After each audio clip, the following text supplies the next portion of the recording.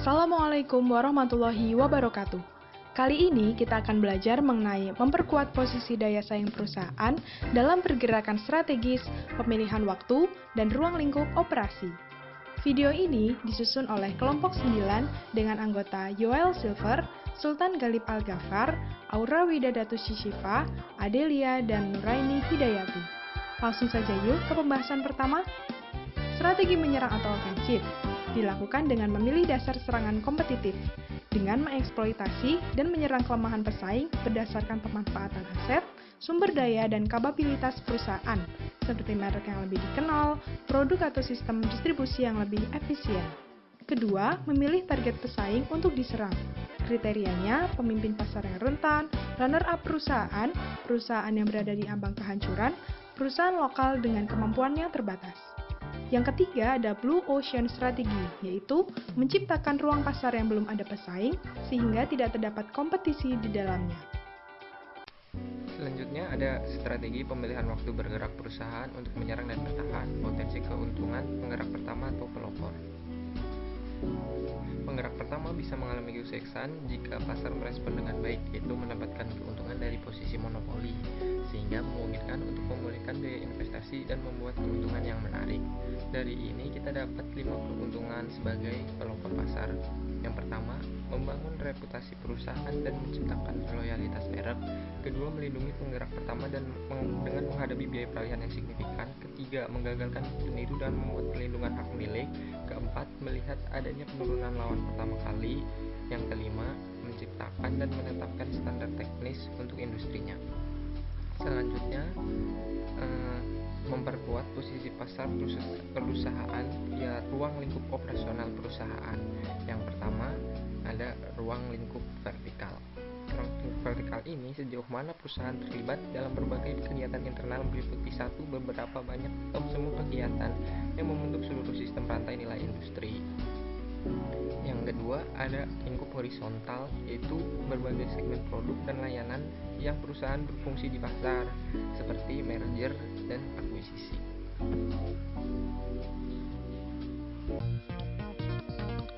Selanjutnya ada memperkuat posisi pasar perusahaan via skop operasinya.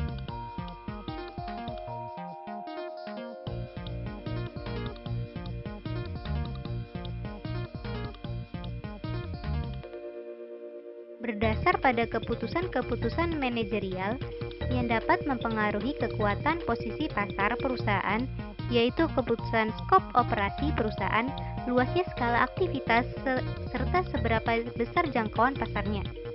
Skop operasi ini ada 2 macam. Yang pertama adalah skop horizontal. Skop horizontal berkaitan dengan jajaran segmen, produk dan jasa yang ditawarkan oleh perusahaan di pasar. Contoh dari skop horizontal ini adalah merger dan akuisisi.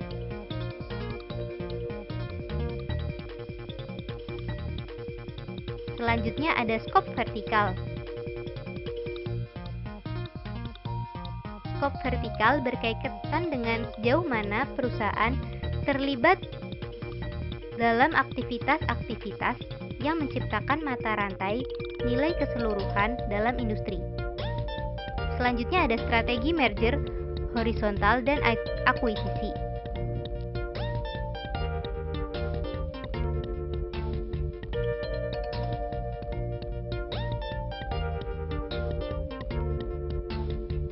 Apa itu merger?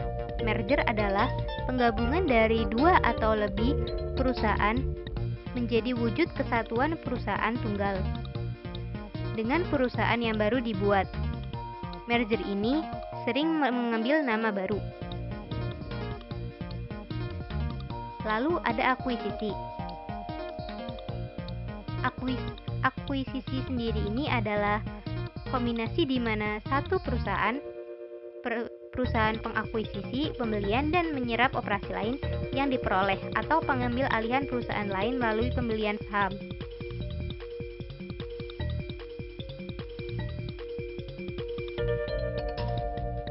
Nah, dari merger dan akuisisi sendiri, kita dapat menyimpulkan bahwa perbedaan antara merger dan akuisisi lebih berkaitan dengan rincian kepemilikan, pengendalian manajemen, dan pengaturan keuangan yang strategi dan keunggulan kompetitif.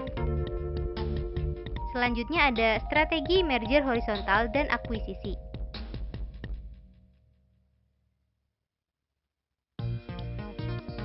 Merger atau akuisisi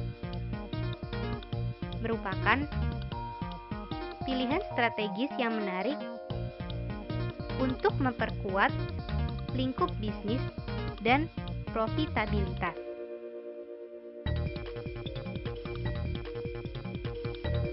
Nah, dalam strategi ini dapat dilakukan dengan 5 cara, yaitu yang pertama,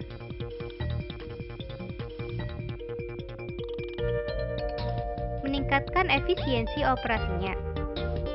Yang kedua, meningkatkan diferensiasi produk. Yang ketiga, mengurangi persaingan pasar. Yang keempat, meningkatkan daya tawar perusahaan atas pemasok dan pembeli. Yang kelima, meningkatkan fleksibilitas dan dinamika kemampuan.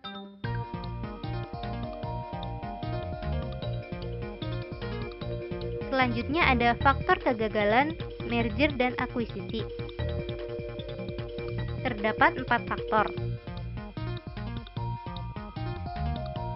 Yang pertama, penghematan biaya tidak terlalu signifikan dari yang diharapkan. Yang kedua, karyawan dan manajer masih memakai budaya dan cara-cara yang lama. Yang ketiga, perbedaan gaya manajemen dan prosedur operasi. Dan yang terakhir, salah dalam menentukan bauran kegiatan setelah akuisisi. Kemudian ada strategi integrasi vertikal. Integrasi vertikal dilakukan oleh perusahaan-perusahaan yang bergerak dalam jalur distribusi, masih dalam satu kepemilikan, atau di bawah satu kelompok usaha dengan produsennya. Pada umumnya, terdapat dalam industri perminyakan, kimia dasar, mobil, atau produk yang memanfaatkan hasil hutan.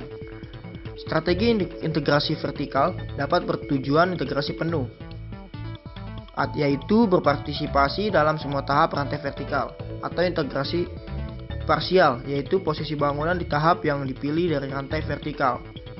Kemudian ada keuntungan dan kerugian strategi integrasi vertikal. Keuntungan yang pertama adalah menambah kemampuan teknologi suatu perusahaan, menambah kekuatan posisi kompetitif perusahaan, meningkatkan profit, menghasilkan penghematan biaya dan keuntungan berbeda sehingga mencukupi dalam membenarkan investasi tambahan. Kemudian kerugian pertama adalah memerlukan dana investasi yang tidak sedikit dan menghadapi resiko bisnis ketika industri tersebut mengalami kejenuhan. Kedua, adanya vested interest dalam melindungi investasi teknologi dan fasilitas yang sudah dimiliki menyebabkan usaha lambat dalam mengantisipasi perkembangan bisnis terbaru. Ketiga, integrasi vertikal dapat dihadapkan pada masalah menjaga keseimbangan kapasitas pada setiap tahap dari rantai nilai. Pertumbuhan sebuah perusahaan dapat dicapai melalui integrasi vertikal dengan cara backward integration atau forward integration. Backward integration adalah mengambil alih fungsi supplier dan forward integration adalah mengambil alih fungsi distributor. Agar menjadi strategi yang menghemat biaya dan menguntungkan, perusahaan harus mampu melakukan integrasi backward untuk mencapai daya saing yang lebih besar. Yang pertama itu harus mampu mencapai skala ekonomi yang sama dengan pemasok luar. Kedua, menandingi atau mengalahkan pemasok produksi yang efisien tanpa menurunkan kualitasnya. Kemudian, integrasi forward untuk meningkatkan daya saing. Integrasi forward dapat menurunkan biaya dengan meningkatkan efisiensi dan kemampuan penawaran, sehingga strategi integrasi ke depan adalah strategi yang dijalankan dengan meraih kendala atas jalur distribusi, mulai dari distributor hingga retailer. Ada juga menimbang keuntungan dan kerugian integrasi vertikal.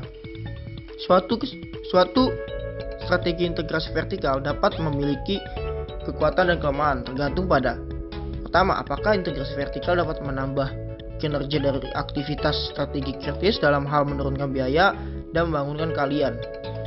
Yang kedua, pengaruh dari integrasi vertikal pada biaya investasi, fleksibilitas, dan waktu untuk meresponnya. Yang ketiga, bagaimana sulitnya suatu hal itu bagi perusahaan untuk mendapatkan keterampilan dan kemampuan yang dibutuhkan untuk menjalankan tahap lain dari aktivitas rantai vertikal. Strategi outsourcing atau alih daya perusahaan mempersempit ruang lingkup operasi. Outsourcing adalah tindakan yang dilakukan oleh perusahaan ketika mereka menyerahkan hak dan kewajiban masing-masing pihak yang terekam dalam sebuah kontrak kerjasama bersama pihak luar, sehingga memiliki kedudukan yang setara. Keuntungan dari strategi outsourcing adalah 1. Perusahaan bisa fokus kepada aktivitas bisnis utamanya. Yang kedua, perusahaan tidak perlu repot menyediakan fasilitas, tunjangan makan, bahkan asuransi kesehatan atau BPJS kesehatan. 3. Kompetensi perusahaan alih daya biasanya lebih bagus di bidangnya, karena itu merupakan bisnis intinya. 4. Mengurangi risiko terhadap ketidakpastian bisnis di masa mendatang, dengan cara membatasi jumlah karyawan perusahaan. 5. Meningkatkan efisiensi dan perbaikan pada pekerjaan-pekerjaan yang sifatnya sampingan. Kerugiannya yaitu 1. Membutuhkan sistem keamanan yang ketat. 2. Ketergantungan terhadap sistem outsourcing. 3. Rahasia perusahaan rentan bocor apabila menempatkan tenaga outsourcing di bagian pekerjaan yang bersifat rahasia. 4. Kurang efektif jika hanya merekrut pegawai outsourcing dalam jangka pendek, karena perlu masa transisi untuk penyesuaian kembali dan peralihan tugas.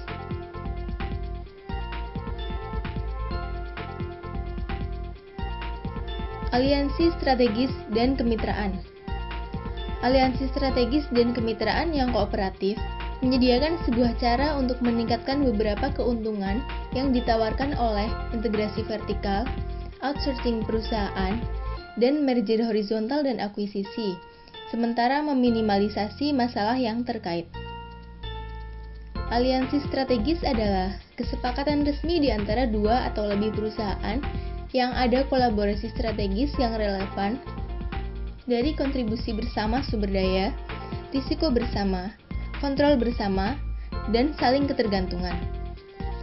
Keuntungan dari aliansi strategis yaitu memungkinkan partner untuk konsentrasi pada aktivitas terbaik yang sesuai dengan kapabilitasnya, pembelajaran dari partner, dan pengembangan kompetensi yang mungkin untuk memperluas akses pasar, serta memperoleh kecukupan sumber daya dan kompetensi yang sesuai agar organisasi dapat hidup.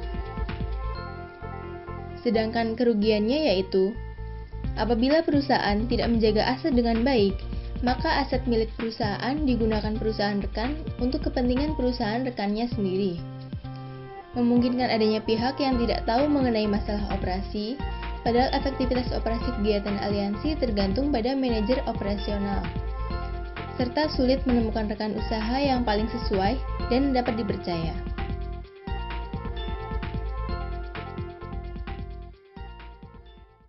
Halo semua, jadi kami dari kelompok 10 akan memaparkan hasil diskusi kami yang berjudul Studi Kasus Memperkuat Daya Saing Perusahaan. Selamat menikmati. Ya, sebelumnya izinkanlah saya memperkenalkan anggota kami.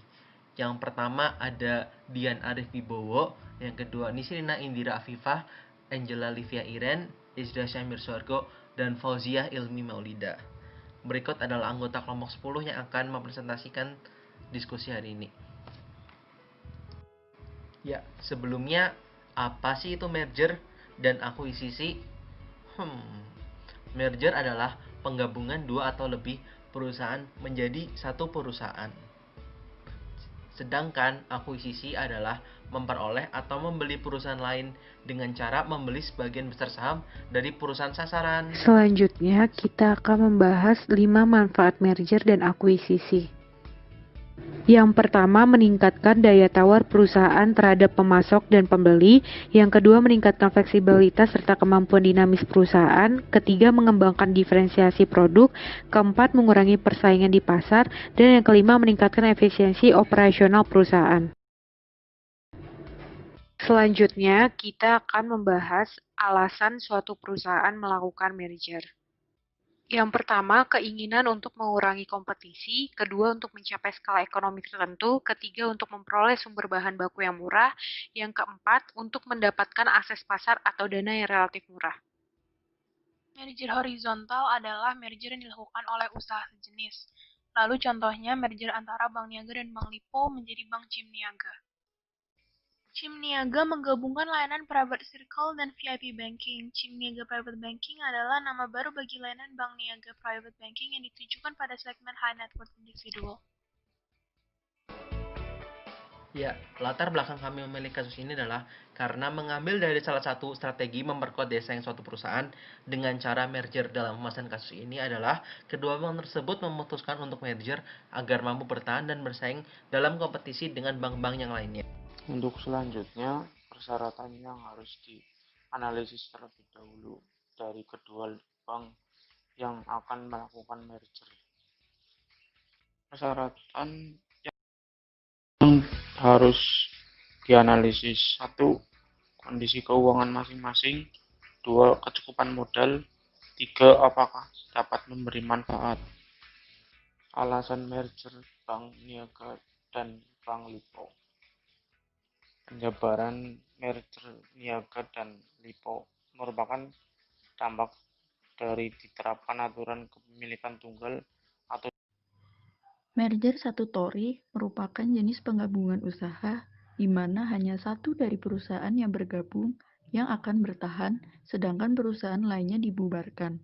Aset dan kewajiban dari perusahaan yang diakuisisi dipindahkan ke perusahaan pengakuisisi, dan perusahaan yang diakuisisi dibubarkan.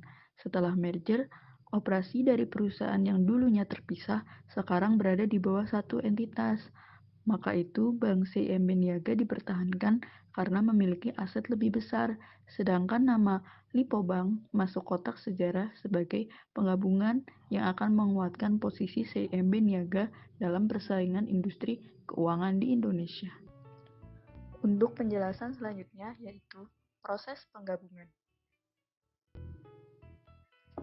Jenis penggabungan ini disebut merger statutory. Merger ini terjadi pada tanggal 3 Juni 2008. Seluruh aset dan kewajiban Bank Lipo dialihkan ke CIMB Niaga. Dan yang terakhir, hasil merger. Untuk hasil merger, yang paling terpenting adalah dicapainya keunggulan market power dalam persaingannya, sehingga bank ini dengan pesaing-pesaing yang lain mampu memperoleh keunggulan dan memperoleh peningkatan modal perusahaan. Kesimpulannya, cara merger dari dua bank ini mampu memperkuat daya saing perusahaannya untuk masa yang akan datang. Pada awal mula merger dan akuisisi, beberapa permasalahan SDM terjadi di kasus ini. Yang pertama terkait pengunduran diri beberapa karyawan karena ketidaknyamanan akibat perbedaan baik dari sisi orientasi bisnis maupun corporate culture yang jelas tidak sama. Namun, seiring berjalannya waktu hingga sekarang, Bank Lipo dan Bank CIMB tetap dinilai efektif dalam merger dan akuisisi yang diambil keputusannya pada saat itu. Karena hingga sekarang, Bank CIMB mampu bersaing di pasar industri keuangan di Indonesia.